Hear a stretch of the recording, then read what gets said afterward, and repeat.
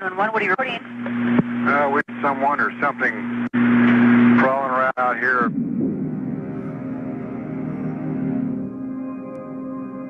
Did you see what it was? What person or an animal or? I can't tell. All I know is my central light came on and I just happened to glimpse and see this thing running across the yard. A good-sized man or something that looks like a man. I don't know what it was. Just that it ran across the yard. Okay. You've had problems in the neighborhood before? Yeah, my dog was killed here just recently. I don't know what it was. Whatever it is, it's running. Couldn't catch it if I was going to chase it. Or whatever it was standing up. I'm out here come through the window now and I don't see anything. I don't want to go outside. Jesus Christ, you better... Deal! Hello? Get somebody out here. What's going on now, sir? That son of a bitch is about 6'9", I don't know. You see him now, sir? Yes, I'm looking right at him. Uh-oh. Okay, hang on. He's right... Is he in your yard, sir? Yeah, God, he's big. Okay, what's he in your yard? He's looking at me. Okay, the guy is on foot. I don't know what... It's big, real big person. That's all I can say. Okay, it is a person. Yeah, it was a person or somebody really big.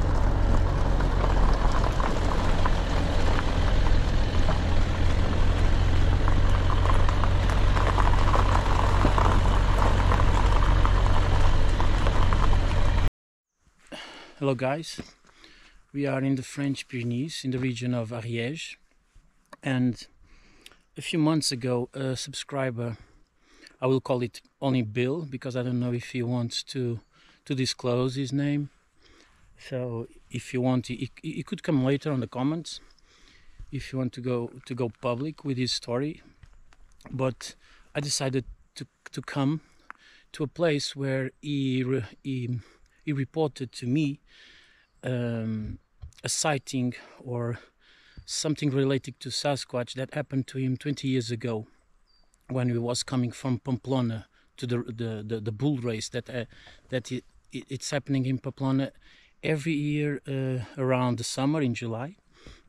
And then he related to me, he told me that let me see here, can you please hold here, Vera? So he told me that he come with two friends and they had a car, and when they crossed the border to France, they went to a place in the Pyrenees, this place that I will put later the name of the place, in Ariège. And he told me that they parked the car next to a gate and walked in from here. So the problem is that this happened 20 years ago. Even Bill don't quite remembers the exact place. He pinpointed to me on Google Earth, on the map, this was around this place. And it seems logic to me that the gate is this one, because this gate, it's clearly used to close the entrance of this road to climb more up to the mountain. So they have forestry service, they are cutting the trees, and they probably don't want people to go up there in some time of the year.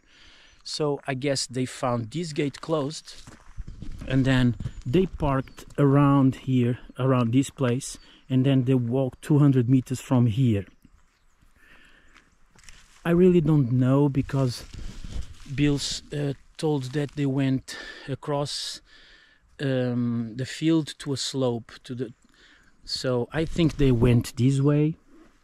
So we are going to go down to the valley and try to find some evidence at this place. The place is amazing, with lots of big trees, firs, pines, beech trees, enormous trees. A beautiful place.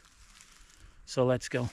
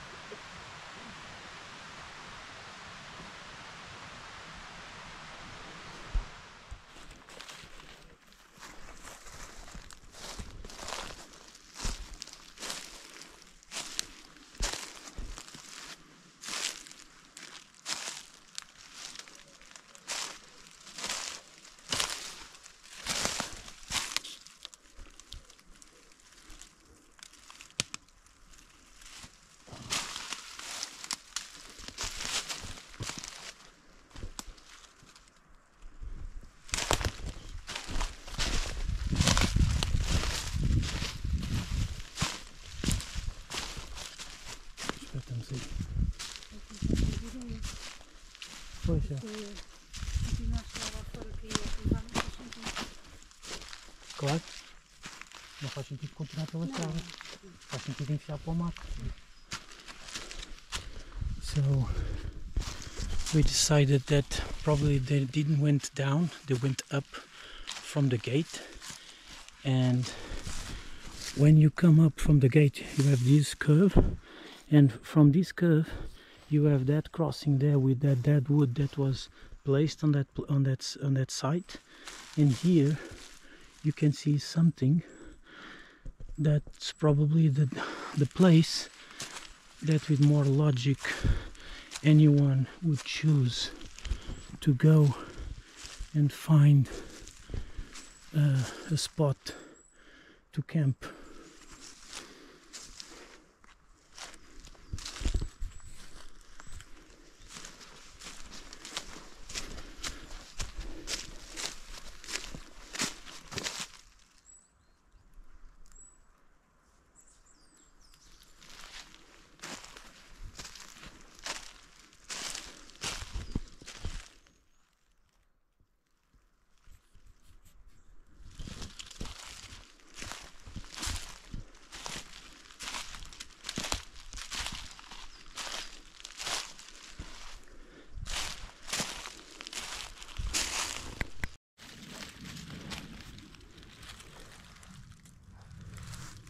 So some red deer scat, and this is probably the trail that they make.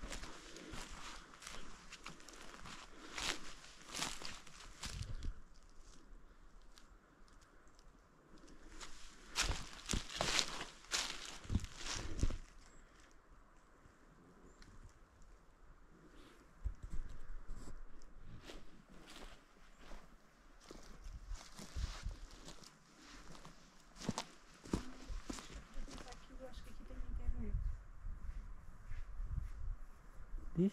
Acho que aqui tem internet. E queres fazer o quê? Traduzir o quê?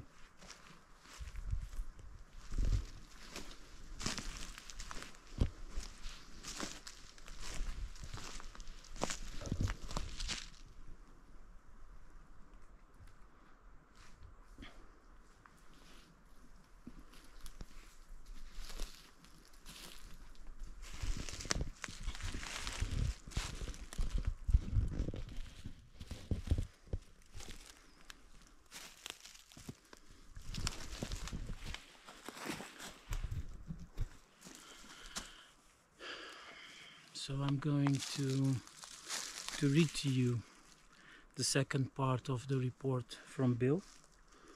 So he said to me that sometime around 2002,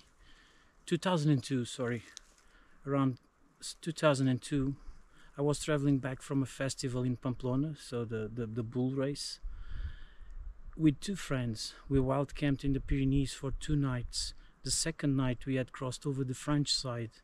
While relieving myself in the woods that evening, something screaming at me across a small gulch while shaking the hell out of a 60-foot tree, so around 19-20 meters tall.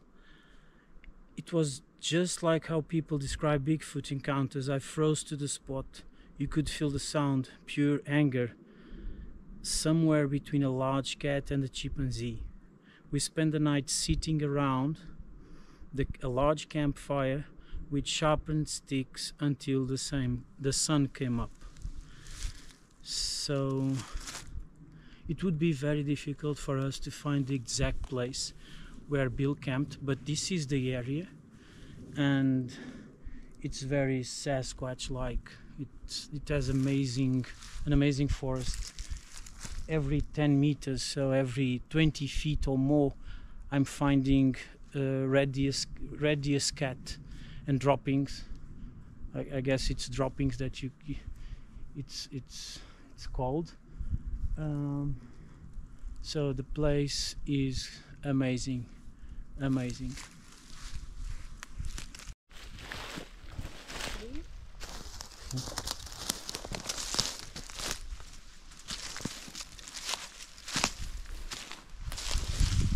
Então, há mais coisas que deixem por aqui.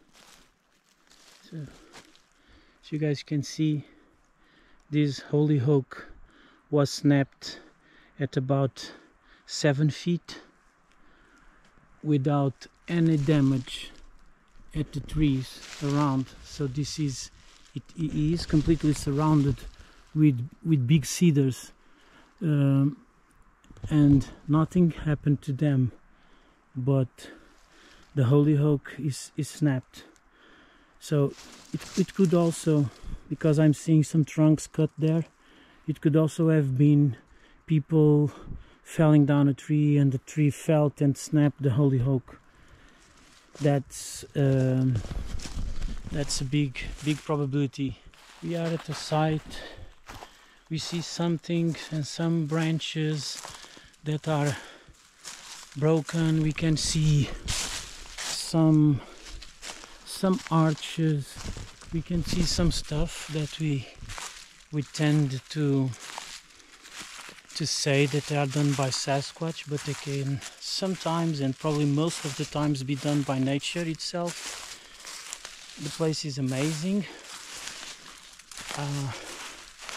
but this is their habitat. This is the place where they choose to be. So why would they always be making structures to let us know that they are here? So that's a big question. Why they do those structures and why they put them where they put? Because sometimes it seems they just build them to communicate with us. So it's really difficult if you go into the woods in any place to find a structure like that. I'm sure that there must be some, but you have to scan this old place, and there are miles and miles of mountain for you to scan.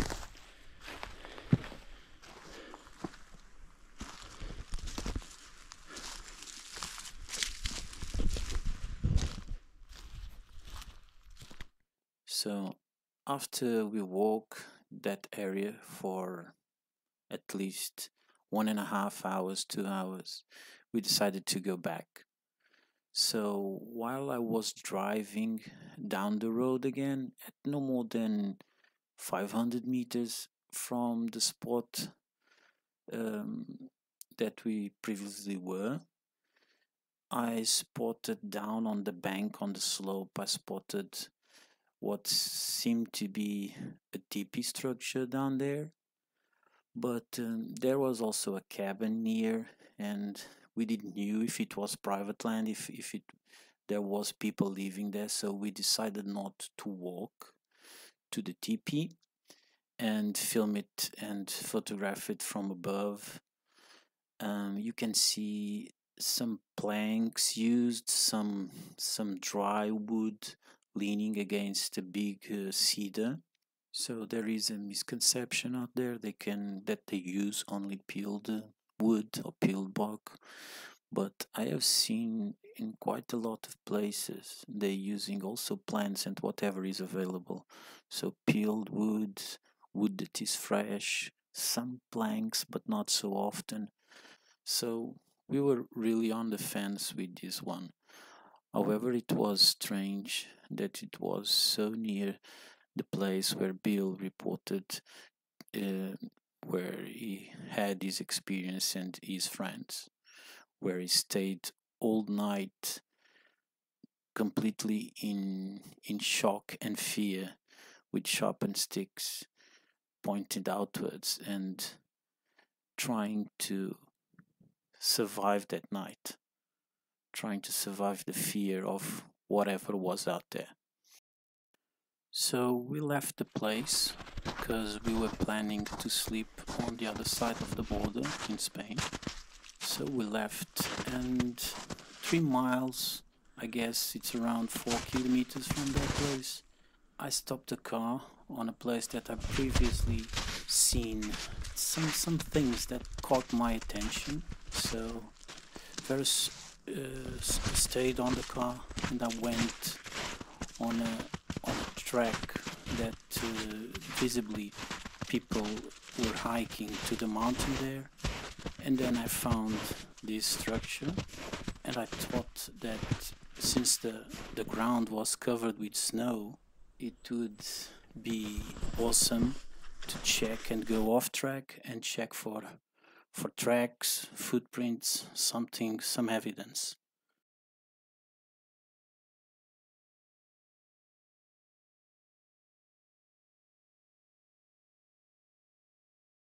So that's when I found these very unusual and huge footprints.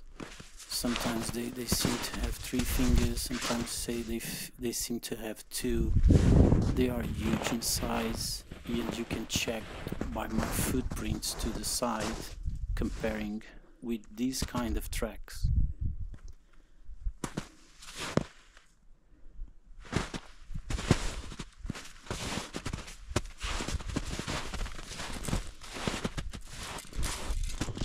And remember guys, all of these ones are made by me.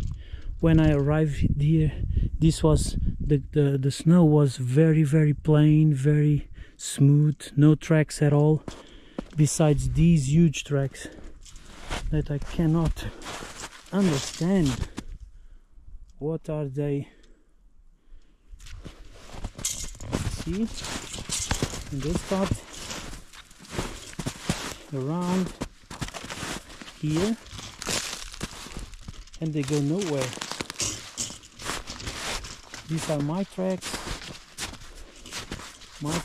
and these ones are from a wild boar that goes along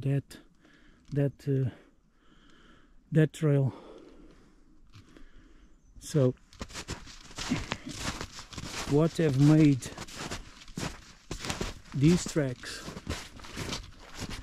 I'm really not sure.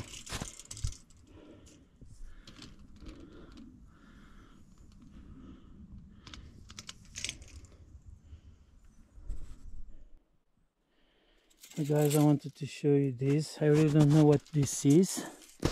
I will put my measuring tape here. So as you can see,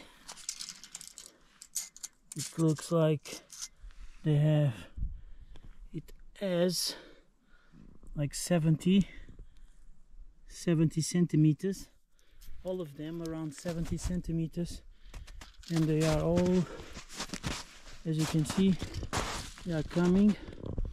These ones are my tracks, these ones are the tracks being held and being put on the soil in front in a straight line.